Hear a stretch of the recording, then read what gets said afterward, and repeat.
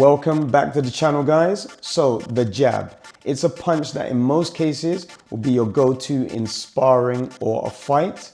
And as the lead hand, it carries the responsibility of controlling range and tempo, scoring points, setting up combinations, and among many other things, provoking and confusing your opponent. In this video, I'm going to break down 6 killer jab techniques and give you the tactical insight behind each one so you know how, when, and why to use them. So I'll be walking you through everything here in my room and then showing you how each technique should look when applied in the ring through shadowboxing demos filmed in the gym. Let's get it. Okay guys, so the jabs that I'm going to teach you, 6 jabs, the order in which I teach them places no importance on the jabs themselves. The manner in which I teach the jabs will just help you with remembering the techniques. But with each specific jab, the importance that I want you to place on them will derive specifically from the tactical situation that you're going to use them. So the first jab that I'm going to teach you is the stationary jab. We are looking for volume and we do not move our feet when we are specifically using this jab. We can move before or after, but whilst we're throwing the jab, we're not moving our feet. So the technique would be from the boxing stance, lead hand in this position, throwing straight down the center, another angle. We should be tensing as we hit the target, not before. So try to keep your hands in a relaxed position. As you throw the jab, you tense here, okay? And you wanna make sure you have the reach on your punch, just so that you're not in this position, firing at a reduced distance where your opponent can counter you. So the second jab that I'm going to teach you is the step jab, where your lead foot comes forwards and then backwards. And this is going to help you in a situation where you're trying to provoke your opponent and almost counter-attack, use it for a counter-attack situation. So we're in this position with the back foot pushing forwards, tap, then come back, forward position. So we're pushing from the back foot, going forwards with the jab, and then returning back to this position to set our normal boxing stance position. And this punch is extremely fast because it's to hit our opponent, not with any considerable power, but to hit them with speed and then return back to our original position where we can think about countering any kind of effort for our opponent to move forward after we throw our punch. So guys, the third jab is the power jab. And this particular jab involves us moving both feet forward and using power within our lead hand to push our opponent back. So we either want to use this in a situation where we're trying to cut the distance or we're trying to force our opponent back to the ropes. Now remember, I told you at the beginning that the order in which I teach these particular jabs is going to help you to remember. So the first one was with no foot movement. The second one was with 1 foot movement, the counter attack. And this one involves both feet moving forward. So here, obviously boxing stance, very stable. We push with the back foot, tap, okay? It's a very forceful arm that we're using to push our opponent back. So whatever they block with or catch, it should apply a sizable force to our opponent, maybe to even push them back. That's the goal. Pop! From here, pop! We want to use the lead hand as almost like a ram to push our opponent back. So that is the scenario in which you would use the power jab. Okay guys, so the next jab is the double jab. Now the double jab is going to be beneficial in a situation where, let's say our opponent, after us throwing a single jab, our opponent always retreats.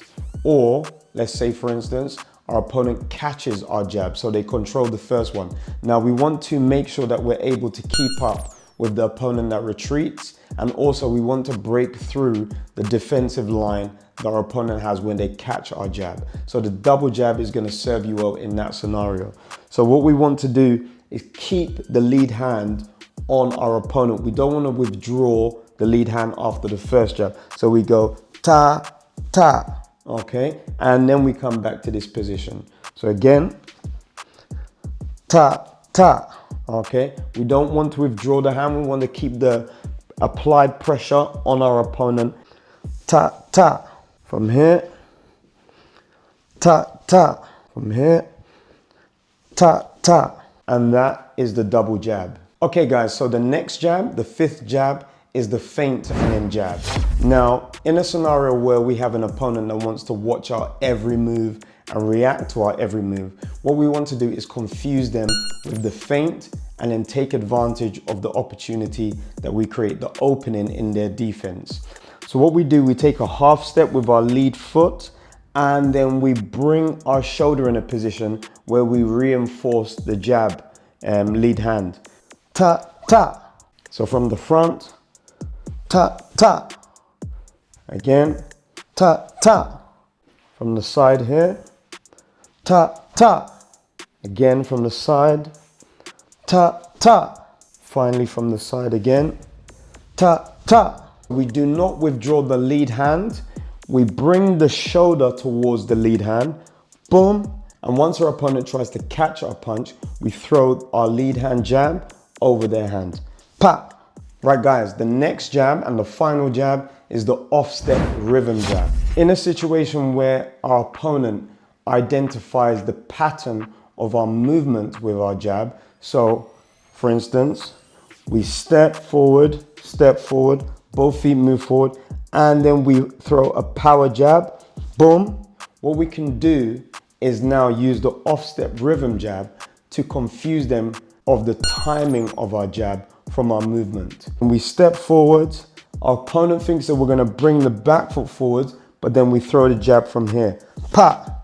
Again from here, ta, ta, ta, ta. From the side again, 1, 2, 3, 4. So once our opponent identifies the rhythm of us moving from one step, two step, then the jab, then we can break this by moving one step and then simply the jab.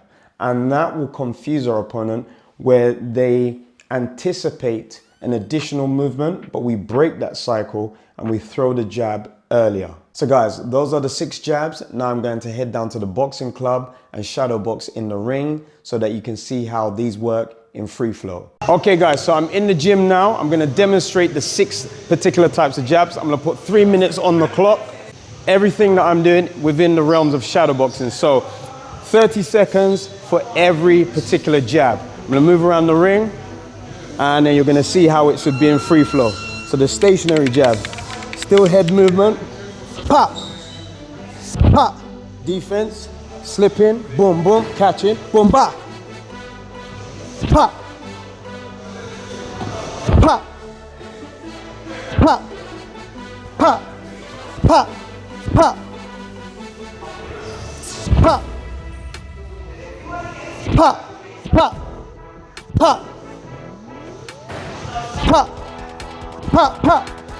Okay, the next jab is when I move my lead foot forward. So this is going to be good for counter-attacking. Pop, pop, pop, pop. So I'm just provoking my opponent with my lead hand.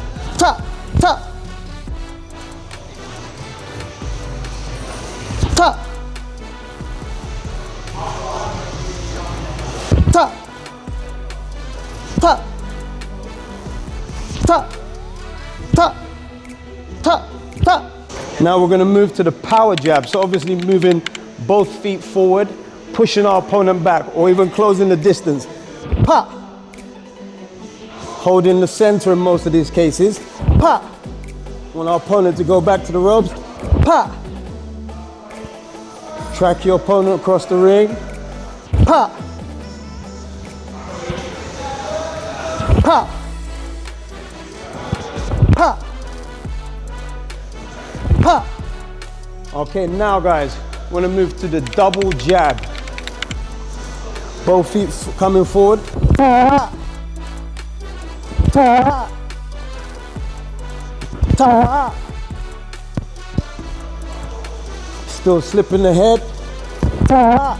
Obviously, if your opponent wants to go backwards, when you throw the first jab, double it up. Allows you to keep in contact with your opponent. Now we're gonna feint and then jab. Same footwork, just a half step on the first jab.